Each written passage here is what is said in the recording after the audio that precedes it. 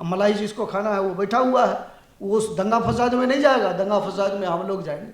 अपने भाई ही अपने भाई को गोली मारते हैं, तुम ऊंची जाति का है, मैं नीची जाति का हूँ, मैं ऊंची जाति का हूँ, यही वर्चस्व की लड़ाई चलता रहता है। जहाँ के राजा ही स्वयं जनता को लड़वाए जाति जाति कह कर करके, उस देश का क्या होगा? उस देश का विकास तो हो ही नहीं सकता है।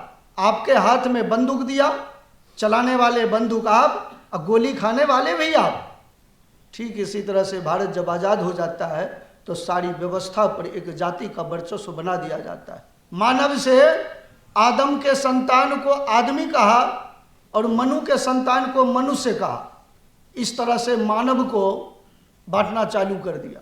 तो जब भारत के संविधान को आप जब गौर से देखेंगे तो उसमें अभिव्यक्ति लिखा हुआ है, नागरिक शब्द लिखा हुआ है, उसमें मनुष्य शब्द नहीं है लिखा हुआ, आदमी शब्द नहीं है लिखा हुआ।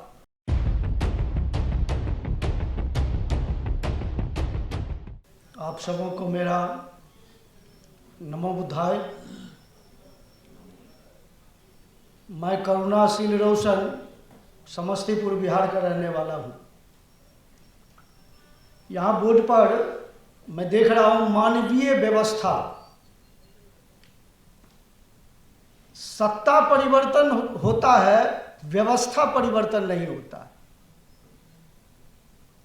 और इसका मुख्य कारण मैं समझता हूँ सामाजिक संगठन कमजोर होना और अविभाजित होना। सामाजिक संगठन का मतलब है जातीय संगठन बनाना। जब आप जातीय संगठन बनाते हैं तो समाज जो है ना विभाजित होता चलता है। मैं मानव की उत्पत्ति के बारे में थोड़ा सा ऐतिहासिक बात पर मैं ध्यान दिलवाऊंगा।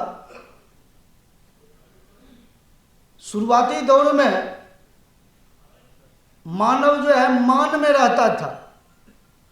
मान में रहने के वजह से मानव कहलाया। इसके पास अपनी कोई भाषा नहीं थी, गूंगा था। जब व्यक्त किया तो व्यक्ति कहलाया।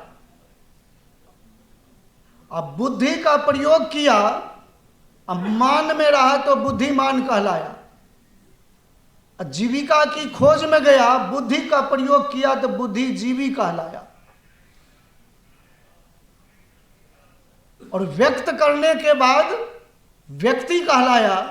तो जब भारत के संविधान को आप जब गौर से देखेंगे तो उसमें अभिव्यक्ति लिखा हुआ है, नागरिक शब्द लिखा हुआ है, उसमें मनुष्य शब्द नहीं है लिखा हुआ, आदमी शब्द नहीं है लिखा हुआ। जब इस तरह के धीरे धीरे करके बुद्धि का जब प्रयोग हुआ तो दुनिया में चालाक आदमी आया और मानव को डिवाइड करने लग गया। मानव से आदम के संतान को आदमी कहा और मनु के संतान को मनुष्य कहा। इस तरह से मानव को बांटना चालू कर दिया और मानव बंटने लग गया। आप एंशिएंट हिस्ट्री में देखेंगे जितने भी राजा है उसके नाम में कोई टाइटल नहीं है। मेरा कहने का मतलब है ज्यों ज्यों शिक्षा का प्रचार हो रहा है तो जातीय व्यवस्था, जातिवाद और बढ़ता चला जा रहा है। आप जब एंशिएंट हिस्ट्री में राजा को देखें, बुद्ध के पिताजी का नाम शुद्धोधन, शुक्लोधन, अमितोधन, प्रसेनजीत, बिंबिसार, अजातशत्रु, उदयन, अनिरुद्ध, मुंड, नागदासक, शेषुनाग, कलाशोक, चंद्रगुप्त, बिंदुसार, अशोक, हर्षवर्धन, कनिष्क, गोपाल, धर्मपाल, विग्रहपाल, अनंतपाल, नयनपाल। किसी भी राजा के नाम में वर्तमान का जो टाइटल है वो टाइटल नहीं है। जो आज टाइटल हम लोग विभिन्न जातियों में बट करके बटे हुए हैं वह टाइटल नहीं था। उस समय में गण व्यवस्था था, 16 महाजन पद था, लिच्छवी गणराज्य, शाक्य गणराज्य, मौर्य गणराज्य। इस सब में जाति व्यवस्था नहीं थी, एक दूसरे में शादी होती थी। और ज्यों ज्यों हम आगे बढ़ते चले जाते हैं जातियों में बढ़ते चले जाते हैं, यहां तक कि ब्राह्मणों के नाम में भी द्विवेदी, त्रिवेदी, चतुर्वेदी नहीं है।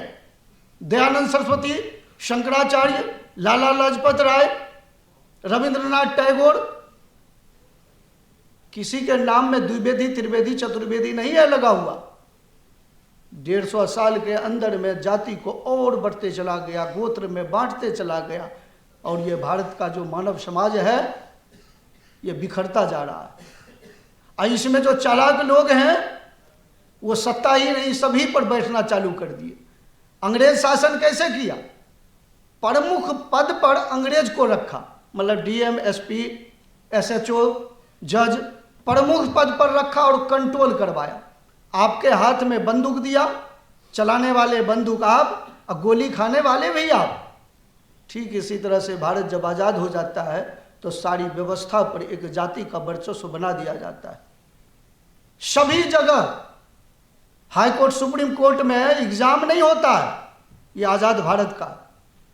हम लोग अंग्रेज से आज़ाद हुए और ये जमीन जायदाद मुट्ठी भर लोगों के पास में गया, शेष आदमी को आज़ादी मिली नहीं। कभी हम अंग्रेजों के गुलाम, मुगलों के गुलाम, शक, हून, कुषाण, लोधी, सैयद, सभी के गुलाम होते चले गए। हम गुलामों के गुलाम होते जा रहे हैं। बहुमत का शासन कहते हैं। बहुमत का शासन SC, ST, OBC जो अन्य लोग हैं, ये बहुमत के शासन में कहां पर हैं? 2-3% लोग हर एक जगह मौजूद है। इस समाज को बांटने का काम करता है। जहां के राजा ही स्वयं जनता को लड़वाए जाति जाति कह कर करके, उस देश का क्या होगा? उस देश का विकास तो हो ही नहीं सकता है। स्वयं हिंदू, मुस्लिम, अगड़ी पिछड़ी इसमें जाकर के इन्वॉल्व करता है। एक दूसरे को मारने पर आप तैयार होते हैं, भाई भाई को मारता है। ज्यों ज्यों शिक्षा का विकास हो रहा है त्यों तो और हम कट्टर जातिवादी होते जा रहे हैं, और इस तरह से हमारी जो व्यवस्था है वह व्यवस्था बिगड़ता चला जाता है। यहाँ पर एक नागरिक शब्द का भी उल्लेख है। नागरिक शब्द पाली भाषा में नाग का अर्थ होता है मानव, नाग से नागरिक बना है, और संविधान में भी नागरिक शब्द लिखा हुआ है। नागरिक से नागरी लिपि भी है, नागरी लिपि में पीछे से देव जोड़ करके देवनागरी कर दिया। ज्योतिबा फूले जो है ना, इन लोगों को कलम कसाई कहा करते थे। किस तरह से सांस्कृतिक घोटाला हो जाता है वो समझने की बात है। जैसे बुद्ध से बुद्धू है क्या, ये इसको बोलते हैं सांस्कृतिक घोटाला। बुद्ध से बुद्धू का प्रचार किया। मुहावरा जब आप गौर करेंगे तो मुहावरा में आपका इतिहास है। जैसे इतिहास कहेगा धरती जो है ना शेष नाग पर टिका हुआ।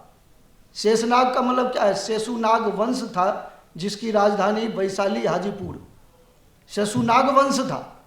कर्नल जेम्स टार्ट की हिस्ट्री में लिखा हुआ है मौर्य लोग भी जो है वो तक्षक नागवंशी थे। तो यहाँ के जितने भी लोग हैं वो नागवंशी हैं, लेकिन इनको अलग अलग बांट कर करके समाज को पूरा विसंगति में कर दिया गया। अब हम लड़ते रहे पूरी जिंदगी। अब मलाई जिसको खाना है वो बैठा हुआ है, वो उस दंगा फसाद में नहीं जाएगा। दंगा फसाद में हम लोग जाएंगे। अपने भाई ही अपने भाई को गोली मारते हैं। तुम ऊंची जाति का है, मैं नीची जाति का हूँ, मैं ऊंची जाति का हूँ। यही वर्चस्व की लड़ाई चलता रहता है।